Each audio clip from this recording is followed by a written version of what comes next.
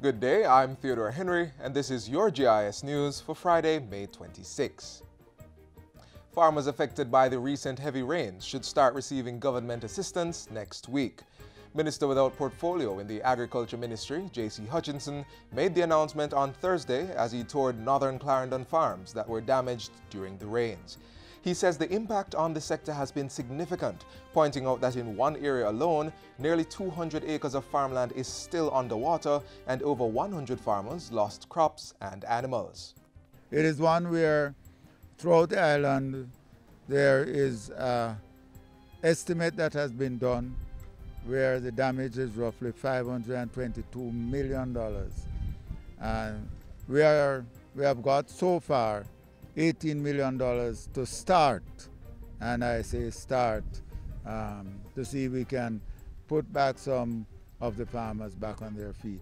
Apart from the monetary assistance, Minister Hutchinson says there are plans to put some of the most affected farmers on idle government lands. We have quite a number of areas that we have earmarked already, and we are going to be putting farmers on there to get the cultivation going, like Irish potato, onion, sweet potato, scallion, all of these crops, the cash crops.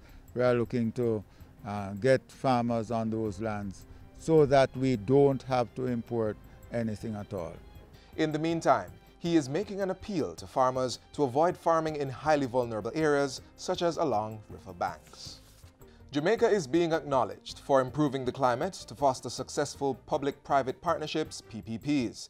The country's PPP program now ranks 4th in Latin America and the Caribbean, moving up from 8th in 2014.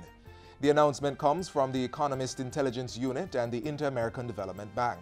It's contained in the results of the 2017 Infoscope, a survey that ranks 19 countries based on their capacity to mobilize private investment in infrastructure through public-private partnerships. The 2017 index covered assessments up to March 2017 in 5 categories: regulations, investment and business climate, institutions, financing, and maturity. It praised Jamaica's comprehensive legal framework for the identification, development, assessment, implementation, and management of PPPs, but it also acknowledged challenges such as the need to build the government's institutional capacity to develop and execute projects in a consistent manner and the lack of financing facilities to support PPPs. General Manager of Privatization and Public-Private Partnerships at the Development Bank of Jamaica, Denise Arana, says the improved ranking recognizes that the government is consistently improving its capacity to facilitate and execute PPPs. Cabinet has approved a $121 million contract for the development of roads in Barrett Town, St. James. Tourism Minister Edmund Bartlett says the project is expected to start early in June and should be completed in time for Christmas. Barrett Town, which is home to the first SOS Children's Village in the Caribbean, is considered a prime community tourism location in the parish. Speaking at a Labor Day event in the community, Minister Bartlett said the aim was to develop the area into a model community. The issues of tenure, land tenure, is the next big matter to be dealt with. And already efforts are being made with LAM to deal with the titling situation in here. The Jamaica Constabulary Force is reporting an 11% decline in the number of children who went missing in 2016 when compared to 2015. The corresponding figure of 1,725 was revealed at an Ananda Alert National Missing Children's Forum on Thursday.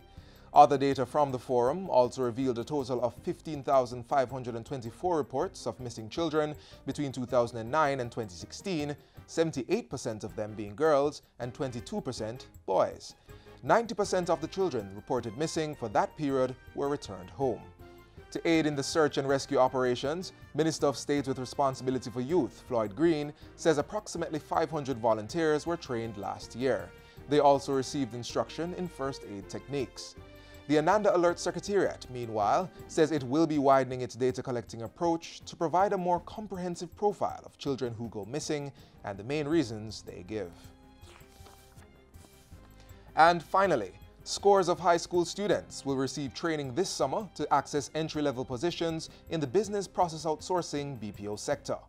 President of the Association of Principals and Vice Principals of Community Colleges, Reverend Dr. Gordon Cowens, made the announcement during a recent GIS think tank. He says in excess of 3,000 to 4,000 high school students will benefit.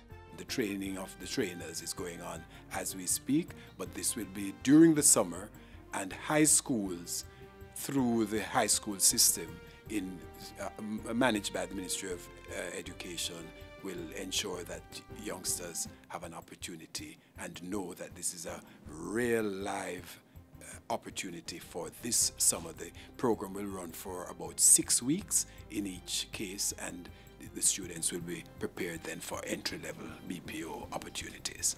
Reverend Cowan says the training is being planned on a regional basis, with centers to be located in at least 4 of the community colleges across Jamaica, along with other locations. Meanwhile, Executive Director of the Council of Community Colleges of Jamaica, CCCJ, Dr. Donna Powell-Wilson, has announced that community college students are to participate in a software development competition tagged Pitch It to Win It. It will be held as part of the CCCJ's conference in June to celebrate its 15th anniversary. What is important also about this year's conference is that we will have more presentation from faculty within the community colleges. We will also have more presentation from students in the community colleges, so we're getting our students engaged. The conference will examine issues such as maintaining a student-friendly environment, diversity in the tertiary environment, and social media in the teaching and learning process. And that's it for JIS News Today. I'm Theodore Henry. Thanks for watching.